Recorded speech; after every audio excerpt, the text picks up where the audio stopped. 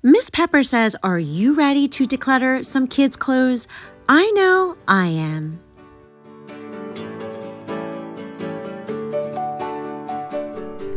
Hi guys, welcome back to Hoarders Heart. On this episode, we're going to be doing the KonMari method on all of the kids' clothes. I normally do this in September. It's just a way of taking inventory of what the kids outgrew. What do they need? Because fall and winter are coming up and I need to know exactly what we need to buy. So this is a great way to just pull all the clothes from the closets, from the drawers, and I found a couple more kids' bins in the basement and just see what we have so that we can make decisions on what still fits, what doesn't fit, what can we sell, what can we donate, what can we give away, and it's just another way for us to declutter in this hoarded house. So without further ado, let's get started. Now, this tub was in the back corner of the basement, so we have to pull this tub up. And this bin over here that did not have a label, I didn't know what was in there, but surprise, there was more clothes in there, so that tub's gonna come up. And in the laundry room, I also had a basket in here full of clothes, so we'll be pulling this basket out too. And this tub of clothes, which is most likely a lot of clothes that got outgrown. And now we have all the miscellaneous tubs pulled up into the living room. And I just really want to take this moment to recognize that this is nothing. On all those previous KonMari method videos, I mean, in the beginning, I think I had 10 extra tubs in the basement. And right now, this is all I have. So doing this each and every year, we're really seeing the progress here. Now I'm going to move on to the kids' closets. And again, this is another sign of such huge progression because I used to switch the boys' closets out for the seasons.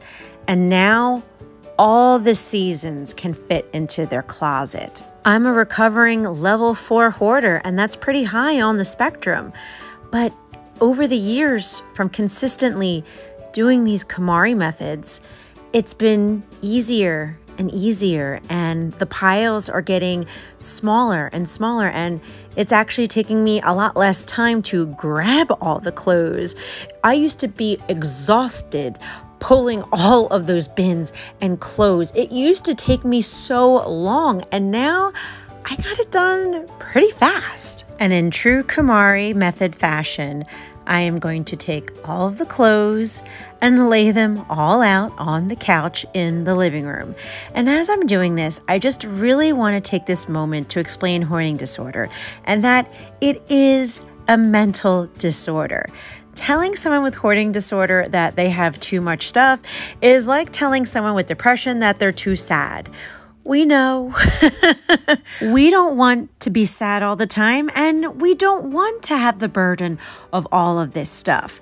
Unfortunately, it's kind of the way that our brain chemicals and neurotransmitters are firing in our head. Most hoarders are also dealing with other mental health issues like anxiety, depression, PTSD, OCD, ADHD.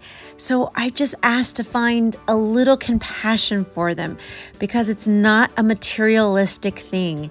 Inside, it almost feels like a survival thing. Many of you know that my hoarding was my coping mechanism for my high anxiety and my PTSD.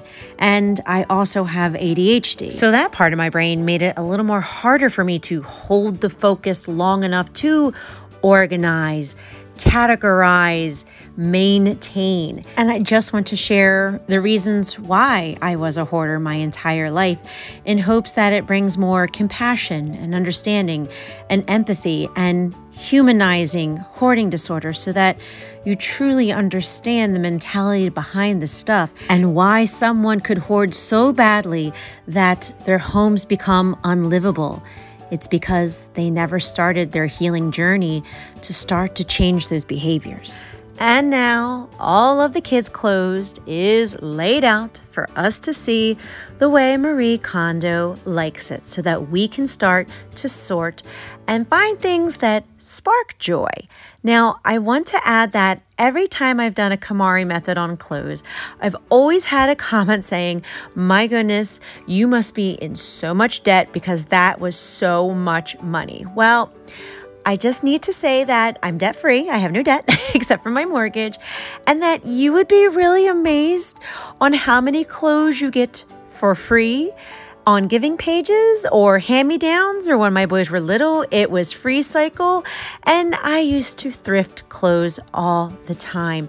And when you never get rid of clothes, they accumulate a lot over time. Now, for me as a recovering hoarder, to avoid being so debilitatingly overwhelmed by the amount of stuff and where to start, I'm going to start with the easiest pile, and that's going to be Brandon's pile. Now, I know his style enough of what he likes and what he doesn't like and what doesn't spark joy. And as he's getting older, he's really starting to find his own style and what clothes that he likes to wear. And also, a lot of these clothes are outgrown from him. He grew. So I'm going to be separating a lot of these outgrown clothes so that Tyler can try them on, because Tyler's going to be fitting into them. And he actually likes Under Armour and more of the sporty kind of clothing. So now that I separated what still fits Brandon, what he actually likes, I'm going to put it away in the closet right now.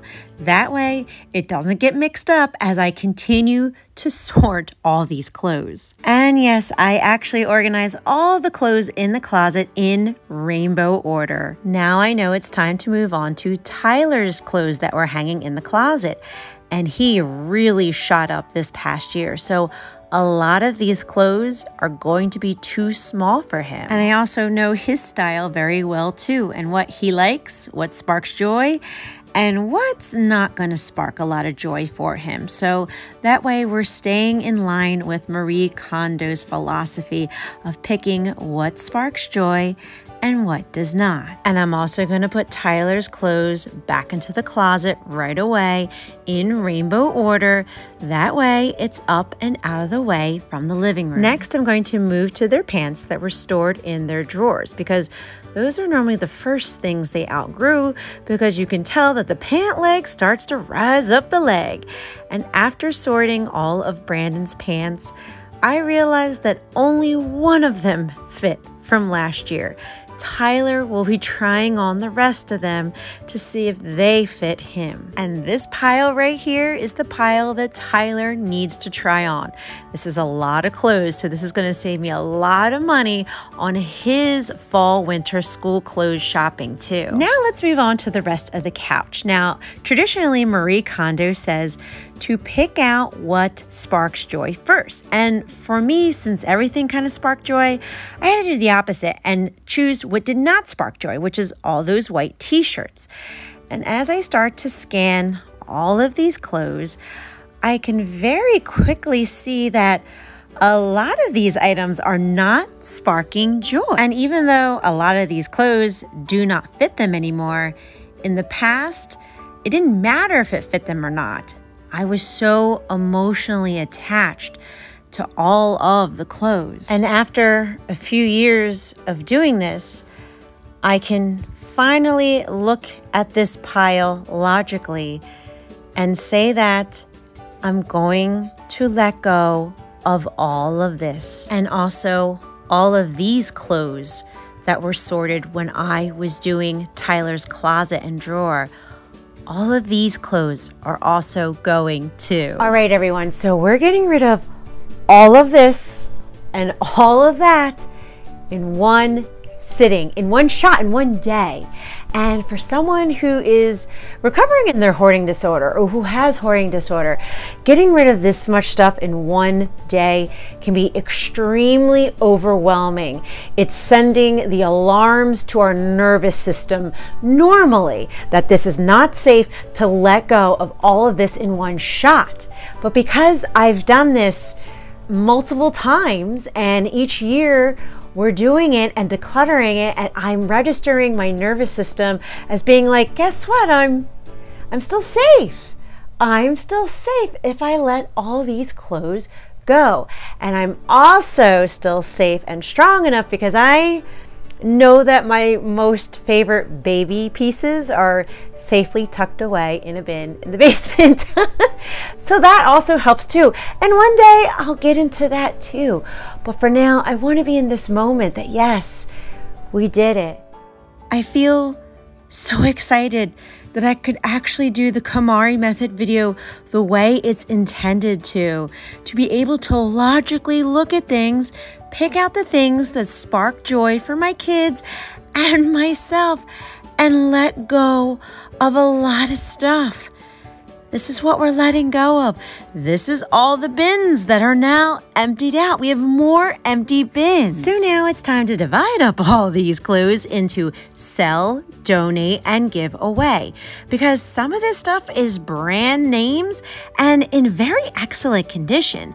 So if I can make a little bit of extra cash on it to reach my financial goals, because many of you know I want to be a full-time YouTuber, then hey, let's do that. And I'm also putting a lot of clothes into the sharing table bin. We're going to have that in October, and that's where all the mommies bring in their clothes that the children have outgrown, and we do a big clothing swap on it. And I'm also posting a lot of it on my Facebook Towns giving page. A lot of people are already saying interested and coming tonight to pick up the clothes for their little ones too.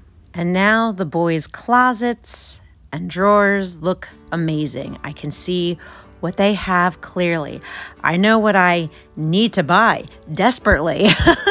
And I can definitely say as a recovering hoarder with ADHD that this actually is really nice. And I just want you to know that if you struggle with hoarding disorder, you can get to this space too. It just takes us a little longer. You have to do your baby step decluttering, letting go what feels right in your heart. And over time, your tossy piles will be huge like this, and it won't be scary, and it'll actually be weird that it's not scary. But my hope and my prayer is that this video motivated and encouraged you to declutter something in your home today too.